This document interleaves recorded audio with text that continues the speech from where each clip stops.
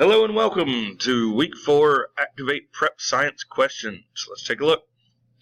Alright, so this first one, it's similar experiment that we've seen in the past weeks, looking to grow R and Y bacteria.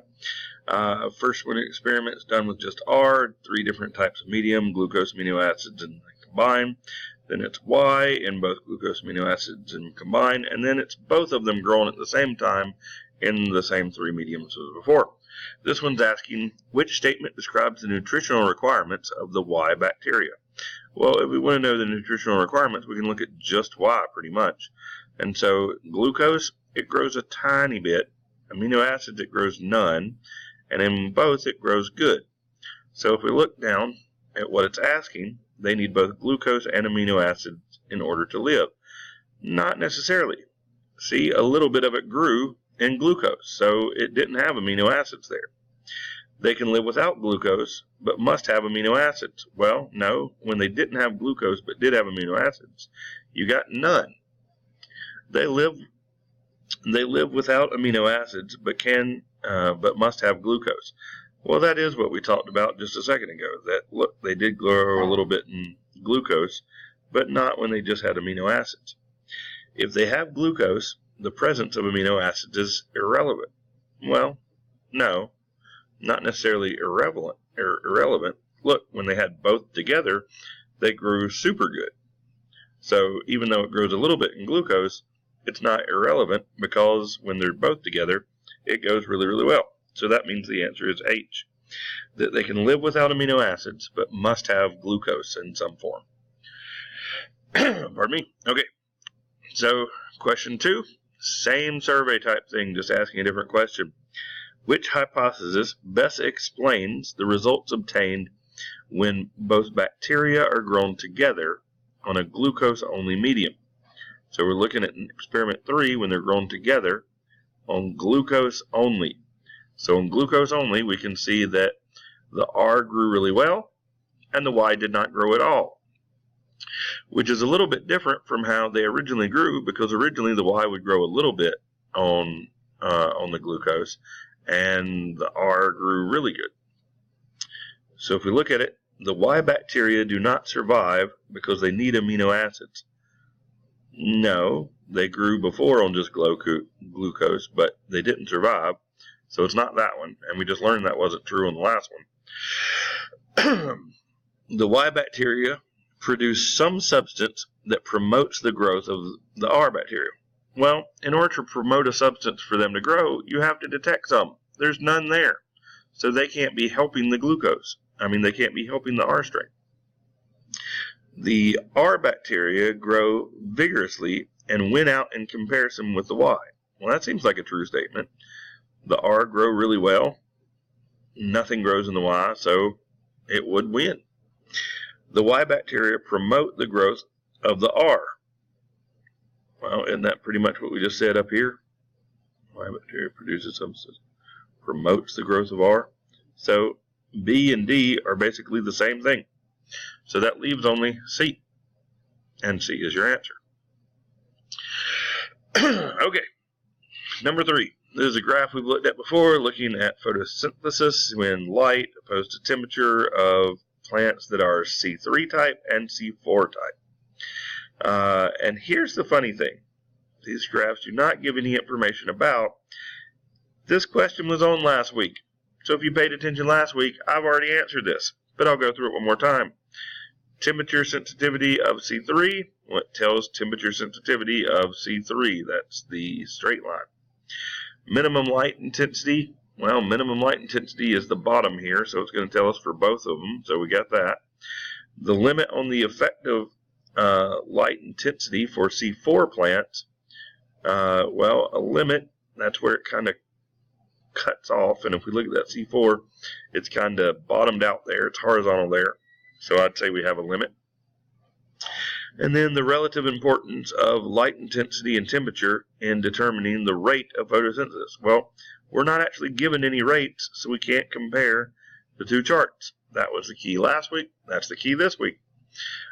Since we're not given those rates, we can't compare these two. This one might be on a scale of 1 to 100. This might be on a scale of 0 to 1. meaning we can't compare these at all. But that means J is our answer. Okay, moving right along this week. Number 4. So this one was a fairly new one, but they're basically taking a Geiger counter, putting it behind some radioactive material, and it gets an average of all of the particles that are hitting it. It kind of averages out and figures out what the average amount of particles are that's hitting it. Then they put different thickness of 3 different materials, aluminum, tin, and lead, in front of it, and they measure how many actually make it through to the Geiger counter. So you would think it has something to do with density, because it actually tells you the density here, and the thickness is how much we have here and everything, and these are actually the particles that get through. But the question is, why is the 0 reading for lead less than the 0 reading for aluminum and tin? Well, 0 reading means that you haven't put any aluminum, tin, or lead in front of it. That's just like a baseline that we're looking at when the radioactive material is right by the Geiger counter and there's nothing there to stop it.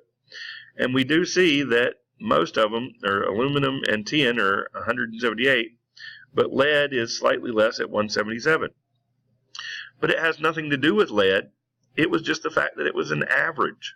And sometimes they don't come out perfectly the same. Like this one might have been just a slight difference. Maybe these got rounded up. They were actually at 177.5, but this one was at 177.4, and so it was left. It's an average, so it's just very slight. So there's going to be a small variation. So you can actually disregard all 3 of these because they're talking about the materials. These are things that deal with these materials, but none of those materials were there. So that means it has to be D. Emissions of particle is randomly distributed, so there will always be some variation. All right, last question. We've looked at this one plenty in past weeks, so you can read that again. They're talking about manganese as an additive to gasoline in order to get better gas mileage.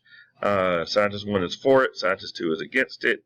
Scientist 2 compares it to lead when we did that with lead fuel, and it caused it to release more in the atmosphere and kill people. Hurt people, it messed up people. And then Scientist 1 says, no, it's not the same as lead. We can detoxify manganese. And so they're different arguments about it. But what this really wants to know is there is no way to design an experiment to settle these issues because, well, we have to actually look at what they're thinking here. So there is no way to find out whether manganese actually gets directly to the brain. Yes, there is. We can test that. You can just do a study and you can look at actual people's brains and see if manganese enter into them can go. We can do it in rats. We can do it in humans. It would take trials, but we can do that. Manganese is always present in food and in the blood. Well, that's true, but they're talking about large amounts in the air. So we could still test what manganese we get from the air opposed to what we would already get from foods. There are many different pollutants in the air that would confuse the issue. That just means we need a better test so we can limit down what we're looking at. If we test just for manganese, it's not going to confuse our results. And then this last one, the effects, if any, might not be detectable for many years. Well, Scientist 2 is talking about the fact that it might take decades for us to really see results of this, the same as it did with lead. And that's true. And since we can't really do an experiment over decades and decades, it's impossible to really test this. So it's D. D. That's our answer for number 5. I hope that helps. Have a good one.